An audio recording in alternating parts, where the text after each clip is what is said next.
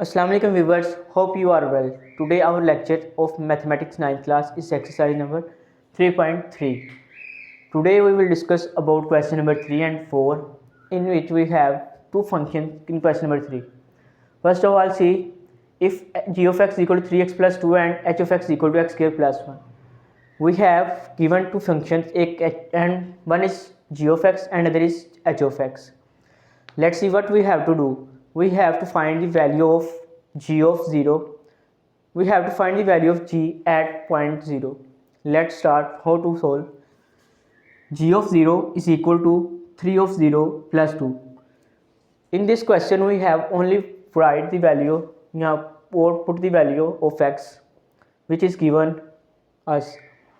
Let's see that g of 0 given, we have to put 0 in place of x in the function g. Let's is here x, we put 0 is equal to 3 into 0 plus 2. 3 into 0 is equal to 0 होता है. यहाँ से देखें जरा हमारी example भी है a f 0 is equal to 0. A को 0 से मल्टीप्लाई करेंगे 0 आ रहेगा हमारे पास. इसी तरह किस नंबर में 0 को प्लस करें वही नंबर दोबारा फिर आ रहा था हमारे पास. तो यहाँ से हमारे पास आ रहेगा 3 into 0 0 plus 2 is equal to 2 आ जाएगा हमारा answer. First part resolve here. Next g of 2/3 हमें दिया हुआ जी क्या हमें फाइंड करना है एट पॉइंट 2/3 पे. जहाँ पे एक्स आ रहा है वहाँ हमने क्या करना है 2/3 पुट कर देना है. जी ऑफ 2/3 इज इक्वल टू 3 आ रहा है वैसे ही एक्स की जगह पे आ जाएगा 2/3 प्लस 2 वैसे ही आ जाएगा.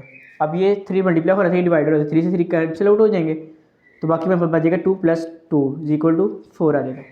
ये बार आंसर आ जाएगा. नेक्स्ट देखें part number 6 H of -1/2 H की अब हमारे पास एच फंक्शन आ गया. हमने पहले क्या करा जी फंक्शन था अब एच फंक्शन आ गया. अब हमने एच के अंदर जहाँ जहाँ एक्स होगा वहाँ पे अपने एक्स की वैल्यू जगह -1/2 पुट कर देना है. यानी कि h of -1/2 is equal to -1/2 का होल स्क्वायर प्लस 1. अब -1/2 का होल स्क्वायर का मतलब है -1 का भी स्क्वायर है और ये 2 का भी स्क्वायर है. जब -1 का स्क्वायर लेंगे वो रहेगा +1 और 2 का स्क्वायर लेंगे तो रहेगा 4. +1 वैसे ही आ रहेगा.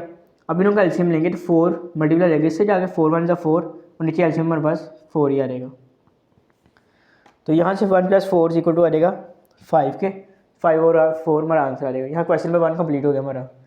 अब आप लोग सोच रहे होंगे ये क्वेश्चन पहले सोल्व किया हुआ सारा कुछ इस पर कटिंग करके पहले की हुई है तो समझाने का फ़ायदा ये पहले कुछ समझाया हुआ है.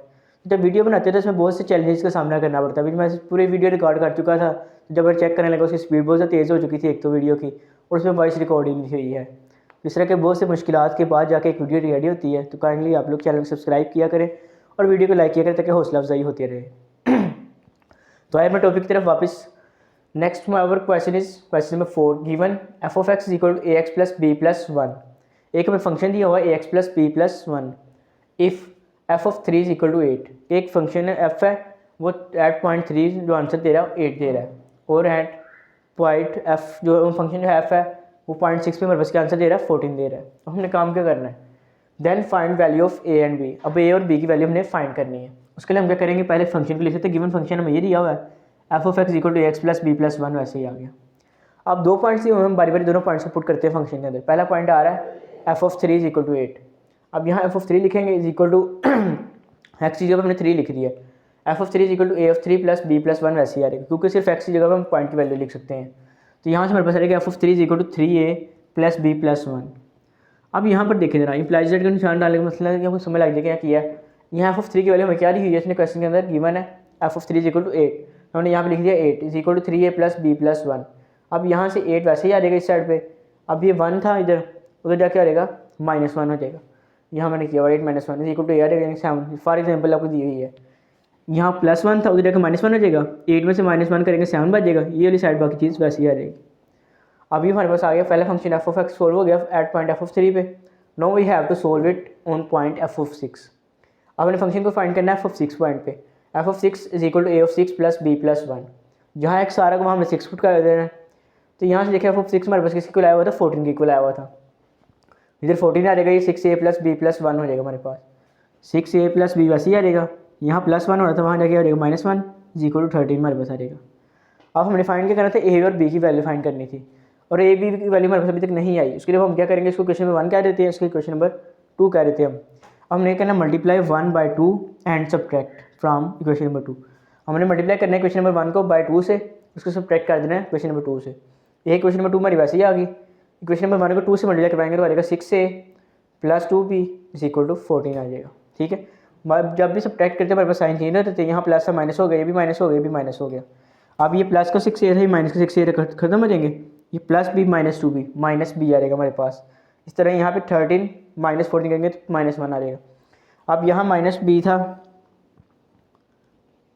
यहाँ हमारे पास माइनस b आ रहा है, यहाँ हमारे पास -1 आ रहा है, यहाँ से माइनस माइनस खत्म हो जाएंगे। ठीक है, बाकी हमारे बचेगा b = 1। अब नेक्स्ट आ रहा है पुट b = 1 इन इक्वेशन 1। अब हमने क्या करना है, a की वैल्यू फाइंड करनी है। उसके लिए हम क्या करेंगे, b की वैल्यू को किसी भी इक्वेशन में पुट कर सकते हैं, 1 में कर लें चाहे 2 में पुट कर लें, आपकी मर्जी है। हमने इक्वेशन में 1 में पुट किया उसको, तो हमारे पास आ जाएगा 3a + b की जगह हमने लिख दिया 1 = 7 आ जाएगा। ठीक है, अब यहाँ 1 कॉन्स्टेंट टर्म थी, उधर क्या हो जाएगा -1 हो जाएगा, +1 इधर +1 हो रहा था, उधर के -1 हो जाएगा। 7 - 1 = 6 आ जाएगा। अब यहाँ 3 मल्टीप्लाई हो रहा था, वहाँ जाके हो जाएगा डिवाइड हो जाएगा, 3 1 = 3, 3 2 = 6, तो a = 2 हमारा आंसर आ जाएगा।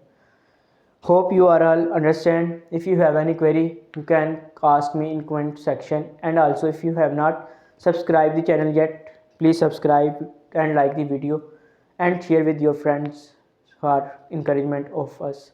Thank you. Hope you are all well. Best wishes for you. See you tomorrow. Allah Hafiz.